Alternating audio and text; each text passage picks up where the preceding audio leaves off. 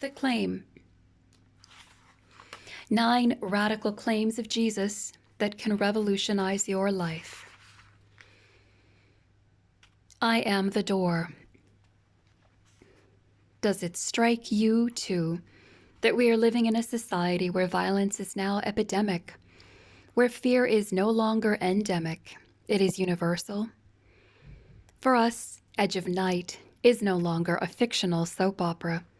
It has become the razor-sharp edge of fear upon which we all live. I climbed onto the Metro subway a few weeks ago in the nation's capital for a 20-minute ride. But with everything I've heard about Washington, D.C. being the murder capital of America, I will be right up front and admit being nervous and jumpy about the prospects of this subterranean ride. Have you noticed on subways that nobody stares very long at another passenger? It must be an unwritten rule that all passengers must keep to themselves and don't bother me. So when a man boarded our car and began to loudly shout at some of the other occupants on the train, I got really nervous. I was grateful that my stop arrived shortly thereafter. Why? Because of all that I've read and seen and heard about the rising crime wave in our nation's cities. That's why. Cities and a nation on the edge of night. Look what Americans read about day after day. Scan the following snatches of news releases and see for yourself why most of us have concluded that violence is now epidemic in our nation and fear is universal. We all live on the edge of night, the razor's edge of fear, don't we? According to the experts, murder was the leading cause of workplace death for women in the 1980s, and the third leading cause of on-the-job death for all workers. The statistics calculate an average of 15 workers a week slain on the job during the 1980s. Taxicab drivers were most at risk. And if you're a male, the on-the-job homicide rate is 3 times that for females. Whatever happened to job security? No wonder. Deborah Prothero-Stith wrote the following in an op-ed piece that appeared in the Chicago Tribune on the 28th of December, 1993. The problem of violence in America is unlike that in any other developed country. We have a homicide rate for young men that is 4 times higher than the next most violent country in the world, Scotland, and a rate 70 times that of Austria. The FBI estimates that 1.8 million Americans are victims of violence each year, and that number excludes most family violence. Each month, about 420 children die from gunshot injuries. Each year, we spend about $64 billion paying for the costs associated with violence. And it's killing our kids. On the 6th of January, 1994, the National School Boards Association released a survey of our nation's school districts. The NSBA's conclusion: American schools are facing an epidemic of violence. Fully 82% of the American school districts, 729 locations responding to the survey, reported an upsurge in violence during the last 5 years. 61% reported weapons incidents. 39% stated that there had been a knifing or shooting in one of their schools. 23% reported drive-by shootings. And 15% reported at least one rape. Is it any surprise that 78% reported student assaults on students, with 60% indicating student assaults on teachers? Metal detectors and drug-sniffing dogs have now become a part of the curriculum of many American teenagers. Nor are college and university campuses exempt from this epidemic of violence. In Michigan alone, campus police reports indicate that during 1992, at least 14,960 crimes were committed on the state's 15 public university campuses. Are the statistics any different in other states? But then, should we be surprised with the mounting alarming evidence that our young people are in trouble? Look at the world they live in. Look at the homes they come from. Neil Howe and Bill Strauss have undertaken a sociological analysis of our nation's baby busters. That is, the youth born since 1961. Their book, 13th Generation, describes the statistical horror story that these young people are living every 24 hours. Across America each day, more than 2,500 children witness the divorce or separation of their parents. About 90 are taken from their parents' custody and committed to foster homes. Some 1,000 unwed teenage girls become mothers. Out of 15 to 24-year-olds, 13 commit suicide and 16 are murdered. Some 500 adolescents begin using illegal drugs, and 1,000 begin drinking alcohol. At least 3,610 teenagers are assaulted, 630 are robbed, and 80 are raped. More than 100,000 high school students bring guns to school. At least 2,200 teens drop out of high school. The typical 14-year-old watches 3 hours of TV, but does only 1 hour of homework.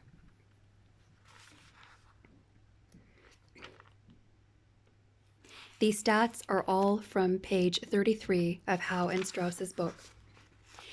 And all of that happens to our youth every 24 hours all year long. So whom shall we blame? How about television? Brandon Centerwall, an epidemiologist at the University of Washington, has discovered an intriguing piece of statistical evidence. Between 1945 and 1974, the homicide rate in the United States rose by 93%. But strangely enough, during the same period in South Africa, homicides among whites declined by 7%. How can such a disparity be explained? Well, one crucial difference between our two societies during this period was that until 1975, South Africa banned television. Centerwall's conclusion: television is not just a showcase for violent behavior, but a cause of it. What's going on? You can't tell me that the bloody and explosive headlines that have become standard fare during our supper hour newscasts, not to mention the horrific depictions of brutal violence by the entertainment industry, are simply the result of the natural ebb and flow of evolutionary development. It is more than painfully clear that human society and civilization are being catapulted toward self-destruction. For in the history of humankind, there never has been such an escalation of horror and violence. America has become a nation paralyzed by fear. All the security systems in the world can't seem to halt the bloody rise in urban and rural violence.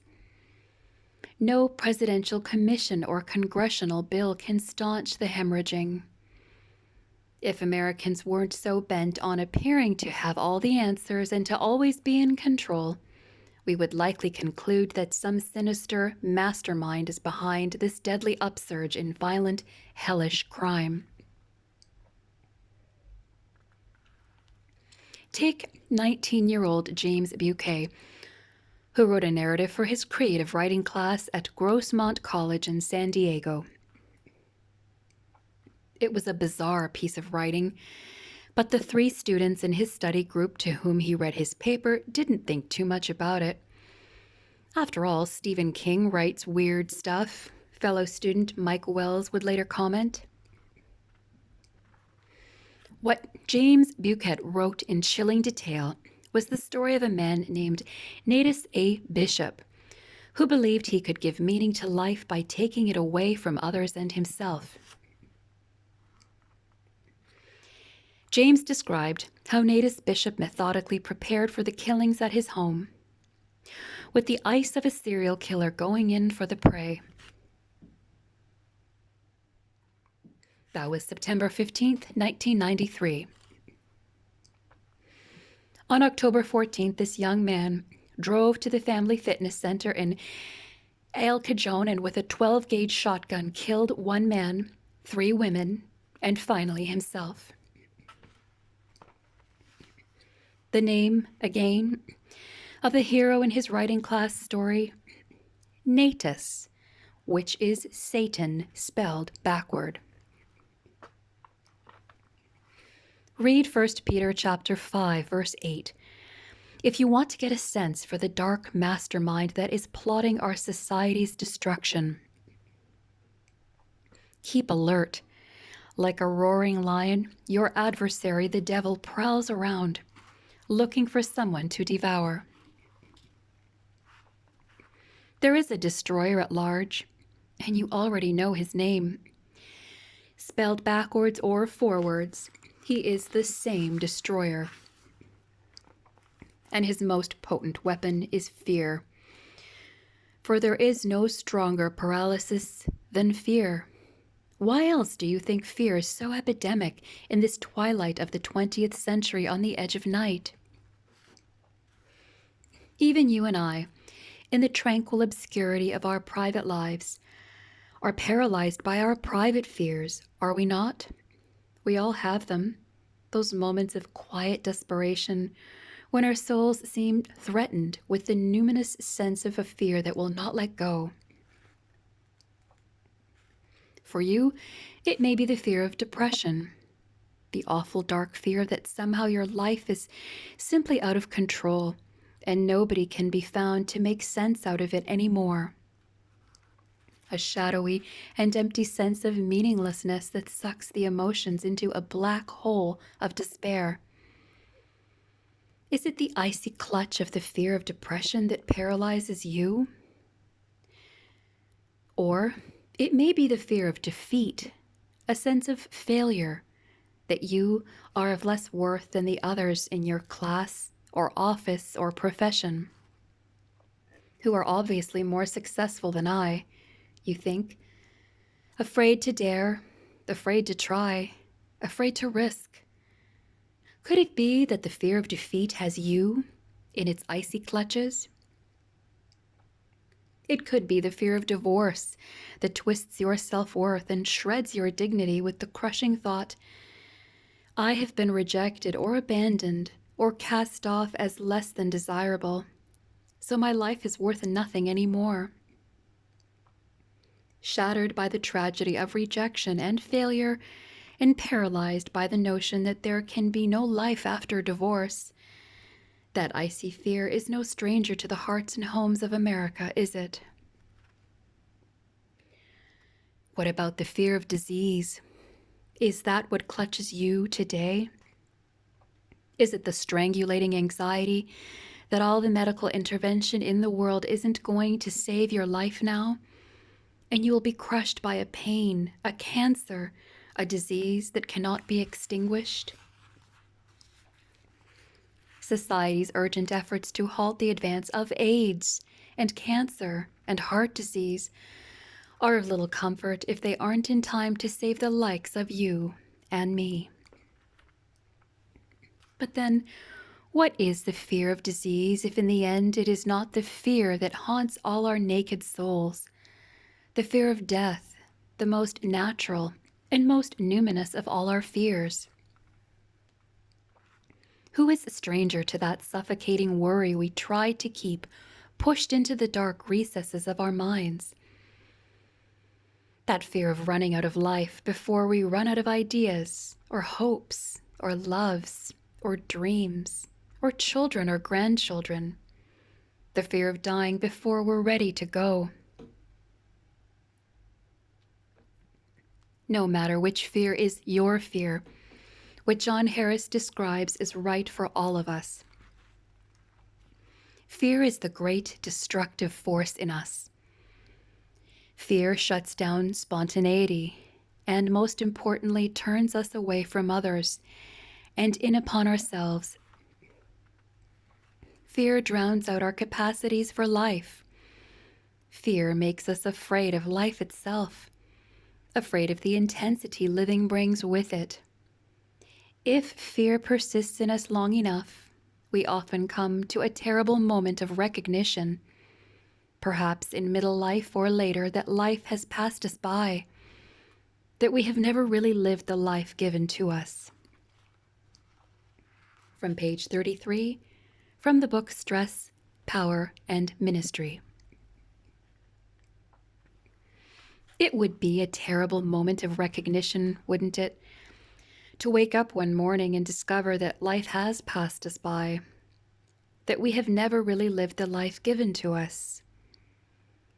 So the question for all of us is, how can we banish our paralyzing fears and be set free from our crippling insecurities? Is there life beyond the edge of night? Listen to one line from the Gospel of John that today can become for you a revolutionary offer of freedom from fear. Jesus spoke the words, "I am the door. Anyone who comes into the fold through me will be safe." John chapter 10, verse 9, Revised English Bible. There it is, the fifth radical claim of Christ in John, a word of hope for all who live on the edge of night. I am the door. Anyone who comes into the fold through me will be safe. Read the verses clustered around this radical claim, and it will quickly be clear to you that Jesus is describing a shepherd with his sheep and his sheepfold. To better understand Jesus' declaration, it is important to note that shepherds in the time of Christ had two kinds of sheepfolds. They could have a sheepfold beside their house, where they constructed a wall adjacent to their little home and created a small, corral-like fold with a door or gate in it. Or shepherds were known to construct open-air sheepfolds out in the wilds, with makeshift walls and an opening in one of the walls for a door or a gate. Particularly with the open field folds, it was not unusual for the shepherd to gather all his flock into the fold at nightfall and then lie across the open entry and literally become the door of the sheep. By choosing that strategic position to sleep through the night, the shepherd's body actually became a barrier to all intruders, whether thieves or wild beasts. Because nobody could get at the sheep without going over the shepherd's body first. His body became the door to the sheep. I am the door. Anyone who comes into the fold through me will be safe. The point of Jesus' radical claim is unmistakable. Someone else also stretched out his body to defend his sheep. And when he did, they nailed him to a cross. But all the blasting and bloody fury of hell could not batter down that crimson door of safety and salvation. There it is, the antidote for your fears, the answer to your insecurities. I am the door. Anyone who comes into the fold through me will be safe. And it's all wrapped up in some very good news. This antidote. You can stand up to your fears. You don't have to be victimized any longer. The secret is to stand behind the door. Why, you and I learned that lesson when we were kids. Because whenever it was dark outside, Our parents wouldn't let us answer the door. Oh, sure, the child may go scampering to the door when the doorbell rings, but a quick command from mom or dad instructs the child to wait behind the door. Let father or mother open the door and face whoever might be waiting or lurking outside in the shadows. The child's instructions are clear. Stay behind the door. I am the door, Jesus declares. So if you want to stand up to your destroyer, then stand behind the door and stay behind your defender. You can face any fear when you face it through Jesus. May I ask it again? Are you afraid?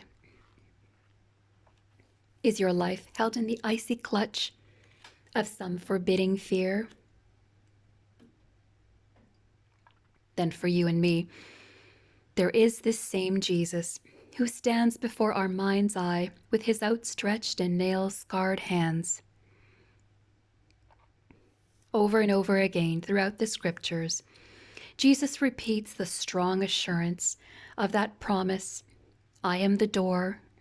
Anyone who comes into the fold through me will be safe. He gives an invitation to abandon our fears and come to him. Do not fear, for I am with you. Do not be afraid, for I am your God. I will strengthen you. I will help you. I will uphold you with my victorious right hand. Isaiah chapter 41, verse 10. Here is some scripture telling us not to be afraid. The Bible is full of scriptures like these. Do not fear, for I have redeemed you. I have called you by name. You are mine. Do not fear, for I am with you.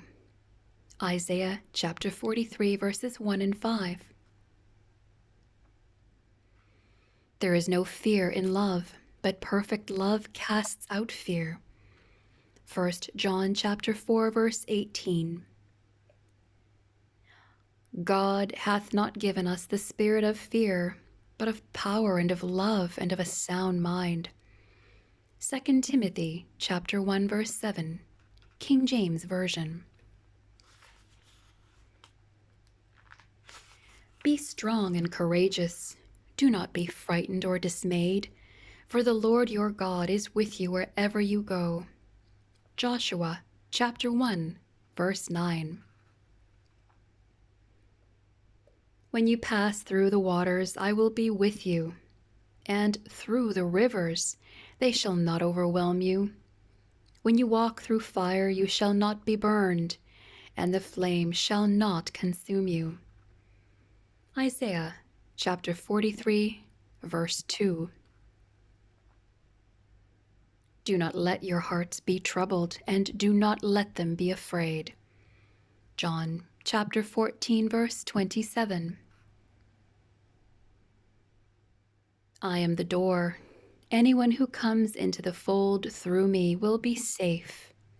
John chapter 10, verse 9. Revised English Bible. The next time you sense the shadow of fear lurking in your edge of night, let your heart go for the door. In the quiet of your mind, begin to repeat the promises you have just read. Stand behind your door. Remember that Jesus already conquered your destroyer at Calvary. That is why Satan has no power to clutch your life with his icy fear when you stand behind the door, when you stay behind your defender. Jesus is unequivocally clear in his promise to you. Whoever enters by me will be saved. John chapter 10, verse 9. You are safe in Jesus. You have his word on it. So the next time fear comes knocking at your door, just remember who your door is and let him take the edge off of night.